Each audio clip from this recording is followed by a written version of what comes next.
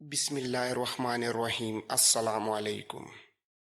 تاریخ کے افق پر کچھ ستارے ایسے طلوع ہوتے ہیں جو صرف چمکتے نہیں بلکہ پوری دنیا کی سمت بدل دیتے ہیں۔ وہ صرف بادشاہ نہیں ہوتے بلکہ ایک طوفان، ایک خواب اور ایک جنون ہوتے ہیں۔ یہ داستان ہے اس نوجوان فاتح کی جس نے 20 برس کی عمر میں تخت سنبھالا اور 30 برس سے پہلے دنیا کے نقشے کو بدل کر رکھ دیا۔ وہ یونان کی سرزمین سے اٹھا مگر اس کی نظر ایشیا کے افق پر تھی۔ اس کے گھوڑے کی ٹاپوں نے ریگستانوں کو چیر دیا، پہاڑوں کو رون ڈالا اور دریاؤں کو عبور کیا۔ سلطنتیں اس کے سامنے جھکتی گئیں اور لشکر اس کے نام سے لرزتے گئے۔ وہ اپنے لشکر اور سپاہیوں کے آگے آگے چلتا تھا۔ وہ خواب دیکھتا تھا دنیا کو ایک پرچم تلے جمع کرنے کا، اور پھر اس خواب کو حقیقت بنانے نکل پڑتا تھا۔ جب وہ دریائے سندھ کے کنارے پہنچا تو دنیا کی انتہا بھی اس کے سامنے تھی اور تقدیر کا امتحان بھی۔ اب یا تو مزید فتوحات تھیں یا تاریخ کے سینے میں ہمیشہ کے لیے امر ہو جانے والا نام۔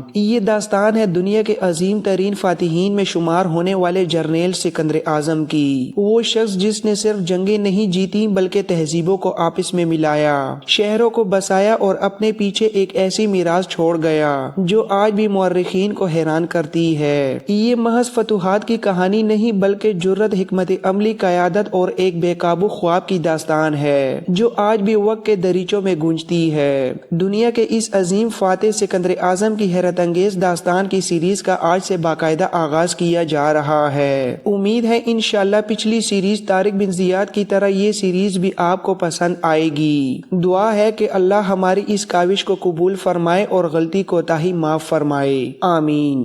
سرما کے عروج کا سورج آہستہ آہستہ مشرقی کوہستانی سلسلوں کے پیچھے سے سر اٹھاتا ہوا طلوع ہوا تھا۔ سورج کی نرم شعاعیں زمین کے سینے سے لپٹتی ہوئی حرارت بن کر ہر شے میں پھیلنے لگی تھیں۔ ایسے میں ایک سوار مغربی ایشیائی کوچا کے قدیم اور عظیم شہر گارڈیم میں داخل ہوا۔ سردی سے بچنے کے لیے اس سوار نے ایک بوسیدہ سی پوستین میں اپنے آپ کو لپیٹ رکھا تھا۔ سر پر گھنے بیچوں والا امامہ تھا اور اس امامے کے نیچے آئینی خود بھی پہن رکھی تھی۔ اس کے امامے اور پوستین پر جمی ہوئی گرد کی تہ صاف بتا رہی تھی کہ وہ کسی لمبے اور تھکا دینے والے سفر کے بعد گارڈین شہر میں داخل ہوا ہے۔ گارڈیم ایشیائی کوچک کی متحدہ ریاستوں میں سے ایک ریاست کا نہایت اہم شہر تھا اور ریاست کے شمال مشرقی گوشے میں واقع تھا۔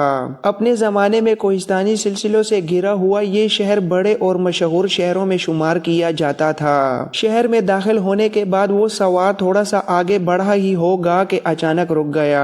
اس کی نگاہیں سامنے ایک بلند اور شاندار شہ نشین پر ٹھہر گئیں جو مکمل طور پر سنگ مرمر سے تعمیر کی گئی تھی۔ اس شہ نشین کے اوپر ایک چھکڑا نما گاڑی کھڑی تھی جس کے اندر دو بڑے بڑے پتھر کے بیل جتے ہوئے تھے۔ بیلوں کے گلے میں انتہائی نفیس لکڑی کا بنا ہوا جوا تھا اور اس جوئے کے وسط میں ایک عجیب و غریب بہت بڑی گانٹ لگی ہوئی تھی جس کا کوئی سرا باہر نظر نہیں آ رہا تھا۔ شہر میں داخل ہونے والا سوار کچھ دیر تک پتھر کی بیل گاڑی اور جوئے میں لگی مضبوط رسے کی گانٹ کو بغور دیکھتا رہا۔ پھر اچانک اس کی نگاہیں شہ نشین کے ایک ابھرے ہوئے حصے پر جم گئیں جہاں سنگ مرمر کا ایک کتبہ نصب تھا۔ اس کتبے پر ایک تحریر نقش تھی جو کچھ اس طرح نظر آ رہی تھی: گارڈیم شہر کے پروہتوں اور پجاریوں کا ایک اعلان ہے کہ یہ گاڑی جہاں ٹھہری ہے وہیں ٹھہری رہے گی۔ پھر ایک دن کوئی ایسا شخص آئے گا جو اس گاڑی کے جوئے کی گانٹ کھولے گا اور جو آدمی یہ گانٹ کھولے گا وہ ایشیا کا سب سے بڑا بادشاہ بن جائے گا۔ یہ تحریر پڑھ کر سوار عجیب سی الجھن میں پڑ گیا اور گہری سوچوں میں کھو گیا۔ اتنے میں ایک ڈلی ہوئی عمر کا شخص وہاں سے گزرا جسے دیکھ کر سوار نے مخاطب کیا: کیا آپ مجھے بتا سکتے ہیں کہ شہ نشین پر رکھی اس گاڑی کی کیفیت کیا ہے؟ بوڑھے کے چہرے پر ہلکا سا تذبذب نمودار ہوا۔ پھر اس نے سوار کو مخاطب کر کے کہا: لگتا ہے تم اس شہر میں اجنبی اور نووارد ہو۔ دیکھو یہ ایک گاڑی ہے جس کے جوئے میں ایک عجیب و غریب گانٹ لگی ہوئی ہے۔ جوئے کی اس گانٹ کو وہی شخص کھول پائے گا جو ان علاقوں کا حکمران اور بادشاہ بنے گا۔ یہ کہہ کر وہ شخص آگے بڑھ گیا۔ گارڈیم شہر میں داخل ہونے والا سوار کچھ دیر تک جوئے کی گانٹ اور اس کے پتھر کے بیلوں کو غور سے دیکھتا رہا، پھر سر کو جھٹکتے ہوئے اپنے گھوڑے کو ایڑ لگائی اور آگے بڑھ گیا۔ وہ تھوڑا سا آگے بڑھا ہی ہوگا کہ دائیں جانب اسے ایک اور بلند شینشین نظر آئی۔ جب وہ اس شینشین کے قریب پہنچا تو دیکھا کہ شینشین پر ایک انتہائی خوبصورت عورت کا مجسمہ نصب تھا۔ یہ قدیم ایرانیوں کی دیوی اناہیتا کا مجسمہ تھا جو پانی کی دیوی کے طور پر جانی جاتی تھی۔ انہی مجسموں کے قریب بائیں جانب ایک اور بڑا مجسمہ تھا جو کسی شخص کی شبیہ کی مانند تھا، لیکن اس کے بازوؤں کے ساتھ پر بھی لگے ہوئے تھے۔ یہ ایرانیوں کے فہم و شعور کے دیوتا کا مجسمہ سمجھا جاتا تھا۔ گاڑیم شہر میں داخل ہونے والا سوار کچھ دیر تک دونوں مجسموں کو بغور دیکھتا رہا۔ اچانک اس کی نگاہیں پانی کی دیوی اناہیتا کے مجسمے کے پاؤں کے قریب موجود دو افراد پر پڑیں۔ وہ دیوی کے سامنے سر کے بل جھکے ہوئے تھے اور ہاتھ جوڑ رکھے تھے۔ ان دونوں کو دیکھتے ہوئے سوار کی آنکھوں میں ہولناکیاں اور غضب کے آثار نمودار ہوئے اور چہرے پر قہر بھرنے لگا۔ ایک دم اس کا ہاتھ اپنی باری تلوار کے دستے پر جا پہنچا۔ کچھ دیر تک وہ سوار ان دونوں نوجوانوں کو بغور دیکھتا رہا جو پانی کی دیوی کے قدموں میں جھکے ہوئے تھے۔ جب وہ دونوں اٹھے تو سوار کا چہرہ غصے اور غضب سے سرخ لو کی مانند جلنے لگا۔ ایک جس لگا کر وہ اپنے گھوڑے سے نیچے اترا اور شینشین کے ارد گرد کھڑے لوگوں کو ایک طرف کرتے ہوئے شینشین پر چڑھ گیا۔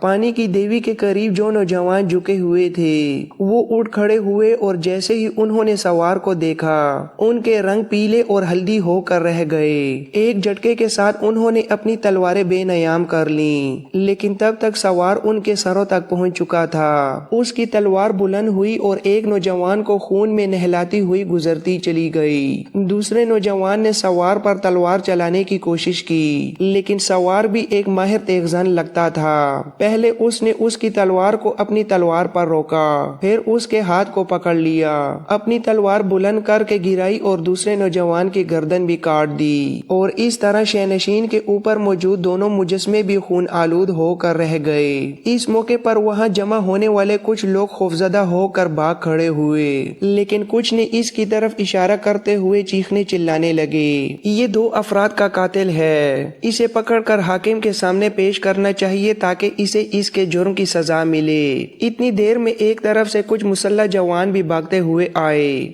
دونوں نوجوانوں کا خاتمہ کرنے کے بعد وہ سوار اپنے گھوڑے کے قریب کھڑا ہوا اور بھاگ تھام لی۔ نئے آنے والے مسلح جوانوں نے اسے گھیر لیا۔ پھر ان میں سے ایک جو شاید سرخیل تھا اسے مخاطب کر کے بولا، تم کون ہو؟ تمہارا نام کیا ہے؟ اور تم نے ان مقدس مجسموں کے پاس ان دونوں جوانوں کو قتل کیوں کیا؟ دیکھو اگر تم نے کوئی معقول وجہ نہ بتائی تو ہم تمہیں اس شینشین پر کھڑا کر کے تمہاری گردن کاٹ دیں گے، اور اگر تم نے کوئی معقول وجہ بتا دی تب ہم تمہیں پکڑ کر اپنے حاکم کے سامنے پیش کریں گے۔ وہ فیصلہ کرے گا کہ تمہیں کس سزا کے مستحق ٹھہرایا جائے۔ یہاں تک کہنے کے بعد وہ سرخیل رکا اور پھر دوبارہ کہنے لگا، ویسے تم پر یہ انکشاف کرنا چاہوں گا کہ اگر ان دونوں سے تمہاری کوئی دشمنی چل رہی تھی اور تم ان کے در پہ آئے تھے تو پھر تم نے بڑے برے موسم میں ان کا قتل کیا ہے۔ اس وقت گاڑیم شہر میں مملکت ایران کے بڑے بڑے حاکم اور اعلیٰ شخصیات قیام پذیر ہیں اور شاید وہ تمہارے اس فعل کو برداشت نہ کریں۔ بتاؤ اس قتل کی کیا وجہ ہے؟ اگر تم نے کوئی وجہ نہ بتائی یا خاموش رہے تو ہم تمہاری گردن کاٹ کر یہاں پھینک دیں گے۔ جب سرخیل یہ کہہ کر خاموش ہوا تو سوار کچھ دیر انہیں غور سے دیکھنے کے بعد بولا، میرا نام آفاق بن جابر ہے، میرے باپ کا نام جابر بن رباح تھا اور وہ مملکت ایران کے عمدہ سالاروں میں شمار ہوتا تھا۔ ایرانی لشکر میں جو یونانی دستے ہوا کرتے تھے میرا باپ ان کا سالار اعلیٰ رہا، اس کا نام جابر بن رباح تھا، لیکن یونانی اور ایرانی اسے کریٹیس کے نام سے پکارتے تھے۔ جب میں پیدا ہوا اس وقت میرے باپ ایرانی مملکت میں یونانی دستوں کے سالار اعلیٰ تھے، اس لیے مجھے اپنے باپ کی نسبت سے کریٹیس کہہ کر پکارا جانے لگا۔ بعد میں آفاق سے ان کا نام ملا کر میرا نام افی کریٹیس بنا دیا گیا، حالانکہ میرا اصل نام آفاق بن جابر ہی ہے۔ یہاں تک کہنے کے بعد وہ سوار جس نے اپنا نام افی کریٹیس بتایا تھا خاموش ہو گیا۔ مسلح جوانوں کا سالار تھوڑی دیر تک بڑے توصیفی انداز میں اس کی طرف دیکھنے کے بعد بولا، تمہارا نام اور تمہارے باپ کا نام تو ہم نے سن رکھا ہے، لیکن وہ اس وقت کہاں ہے؟ اس پر کریٹیس نے جواب دیا، میرے عزیز میرے باپ کے کچھ ایرانی سالاروں کے ساتھ اختلافات پیدا ہو گئے تھے، اس بنا پر وہ لشکر سے علیحدگی اختیار کر کے گوشے نشینی کی زندگی بسر کرنے لگے۔ میں اپنے ماں باپ باپ کا اکلوتا بیٹا ہوں۔ ہم تینوں ایران سے نکل کر صحرائے عرب کی طرف روانہ ہوئے۔ میرے باپ کا تعلق عربوں کے قبیلے بنو تغلب سے تھا، لیکن افسوس کہ ان اشخاص نے مجھے اپنے ماں باپ سے محروم کر دیا۔ ان کے ساتھ ان کے 3 ساتھی اور بھی تھے۔ پانچوں نہ جانے کس دشمنی کے انتقام کے لیے ہم پر حملہ آور ہوئے۔ ہم لوگ اس وقت صحرائے عرب سے نکل کر اپنے کچھ جاننے والوں کی طرف دمشق جا رہے تھے کہ راستے میں ایک جگہ ہم رکے۔ میں اپنے ماں باپ کو ایک جگہ بٹھا کر رات بسر کرنے کے لیے لکڑیاں جمع کرنے گیا۔ ہمارے ساتھ اس وقت کچھ اور لوگ بھی تھے جو دمشق کی طرف جا رہے تھے۔ یہ دونوں اور ان کے 3 ساتھی اچانک میرے ماں باپ پر حملہ آور ہوئے اور انہیں موت کے گھاٹ اتار دیا۔ میں اس وقت لکڑیاں لے کر واپس آ رہا تھا، اس لیے فوراً اپنے گھوڑے پر سوار ہوا اور تعاقب میں لگ گیا۔ وہ لوگ میرے ماں باپ کو قتل کر کے بھاگ کھڑے ہوئے تھے اور جو میرے ماں باپ کے ساتھ تھے وہ نہتے تھے، اس لیے نہ تو مدافعت کر سکے اور نہ مقابلہ کر سکے۔ نتیجتاً میرے ماں باپ کو قتل کرنے میں کامیاب ہو گئے اور بھاگ کھڑے ہوئے۔ میں ان کے تعاقب میں لگا رہا۔ باقی 3 ساتھی کسی اور طرف چلے گئے، لیکن یہ دونوں گاڑیم شہر کی طرف روانہ ہوئے۔ میں سائے کی طرح ان کے پیچھے لگا رہا اور دیکھتے ہی دیکھتے یہ شہر میں داخل ہو گئے۔ میں بھی تھوڑی دیر پہلے ہی شہر میں داخل ہوا ہوں۔ میں نے تہیہ کر رکھا تھا کہ انہیں گاڑیم شہر میں تلاش کروں گا اور ان سے انتقام ضرور لوں گا، لیکن شاید قدرت مجھ پر مہربان تھی۔ جیسے ہی میں اس شہنشین کے پاس آیا، میں نے انہیں اس عورت کے مجسمے کے پاؤں میں سر جھکائے دیکھا اور انہیں فوراً پہچان لیا۔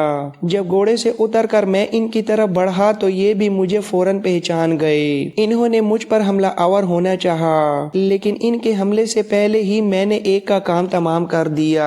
دوسرے نے مجھ پر تلوار چلائی، لیکن اس کا وار روک کر میں نے اس کا بھی کام تمام کر دیا۔ یہ کہنے کے بعد افکریٹس رکا اور دوبارہ مسلح جوانوں کے سرخیل کو مخاطب کر کے بولا، میں نے ابھی صرف 2 سے انتقام لیا ہے، باقی 3 قاتلوں کو میں تلاش کروں گا اور ان سے بھی انتقام لوں گا۔ اگر تم مجھے اجازت دو تو یہ تمہاری مہربانی ہوگی۔ افکریٹس اپنی بات مکمل نہ کر سکا کیونکہ مسلح جوانوں کے سرخیل نے کہا، ہم تمہیں کیسے جانے دیں، یہ بڑا سنجیدہ معاملہ ہے۔ ان گنت لوگ یہاں کھڑے ہیں جنہوں نے 2 نوجوانوں کو قتل ہوتے ہوئے اپنی آنکھوں سے دیکھا ہے۔ یہ معاملہ حاکم تک پہنچے گا۔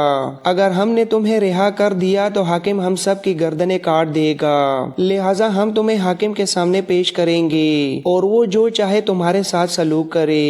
اس موقع پر افکریٹس نے اپنے گھوڑے کی گردن تھپ تھپائی، اپنی چھاتی پر ہاتھ رکھا اور مسلح جوانوں کے سرخیل کو مخاطب کر کے کہنے لگا، دیکھو میں مواحد ہوں، ایک خدا پر یقین رکھتا ہوں، موت سے ڈرنے والا نہیں۔ اگر اس کائنات کے مالک نے میری موت اس گاڑیم شہر میں ہی لکھ دی ہے تو کوئی مجھے بچا نہیں سکتا، اور اگر اس وحدہ لا شریک نے میرے مقدر میں کچھ اور دن رکھے ہیں تو دنیا کی کوئی طاقت میرا خاتمہ نہیں کر سکتی۔ چلو میں تمہارے ساتھ چلتا ہوں، موت سے ڈرنے والا نہیں۔ تم لوگ مجھے اپنے حاکم کے سامنے پیش کرو، میں اپنا معاملہ اس کے سامنے پیش کروں گا، پھر جو سزا دے گا وہ مجھے قبول ہوگی۔ یہ کہہ کر وہ مسلح جوان اور ان کا سرخیل مطمئن اور خوش ہو گئے اور افکریٹس کو اپنے حصار میں لے کر اپنے حاکم کی طرف لے جانے لگے۔ افکریٹس کو لے جانے والا گروہ ایک عمارت کے سامنے رک گیا اور ان کے سرخیل نے اپنے ساتھیوں کو مخاطب ہو کر کہا، تم اس نوجوان کے ساتھ یہیں رکو، میں ذرا اندر جا کر اس کا معاملہ پیش کرتا ہوں، پھر دیکھتے ہیں اس کے متعلق کیا حکم ملتا ہے۔ اس کے ساتھ ہی وہ سرخیل عمارت کے اندر چلا گیا۔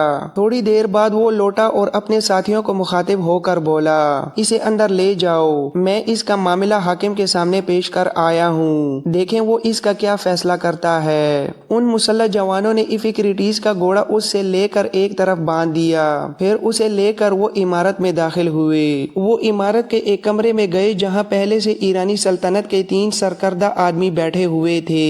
ان میں سے ایک مہرداد تھا جو ایران کے شہنشاہ داریوش سویم کا داماد تھا، دوسرا شخص رزاسس تھا جو ایرانی لشکریوں کا ایک سالار تھا، اور تیسرا شخص سپیردار تھا جو ان علاقوں کا حاکم اور پہرادار تھا۔ جب افکریٹس کو ان کے سامنے پیش کیا گیا تو تینوں نے کچھ دیر تک اسے بغور دیکھا۔ مہرداد اور رزاسس خاموش رہے، لیکن سپیردار طنزیہ انداز میں بولا، تو تم عرب سالار جابر بن رباح کے بیٹے ہو جسے یونانی کریٹیز کہہ کر پکارا جاتا تھا۔ تم نے گارڈیم شہر میں داخل ہونے کے بعد 2 نوجوانوں کو موت کے گھاٹ اتارا اور یہ ایک ایسا قومی جرم ہے جس کی کوئی معافی نہیں۔ میرے آدمی نے مجھے بتایا ہے کہ تمہارا کہنا ہے کہ 5 نوجوانوں نے تمہارے ماں باپ کو موت کے گھاٹ اتار دیا۔ تم ان کے تعاقب میں نکلے، 3 تو ادھر ادھر ہو گئے لیکن 2 اس شہر میں داخل ہوئے اور تم نے ان کا پیچھا کر کے انہیں موت کے گھاٹ اتار دیا۔ کیا تم نے معاملے کو خود ہی نمٹانے اور ایسے سنگین سلسلے کو اپنے ہاتھ میں لینے کا جرم نہیں کیا؟ جو تفصیل میرے سالار نے مجھے بتائی ہے اس کے علاوہ اگر تم کچھ کہنا چاہتے ہو تو کہہ سکتے ہو، ورنہ اسی تفصیل کو سامنے رکھتے ہوئے میں تمہاری سزا تجویز کرنے والا ہوں۔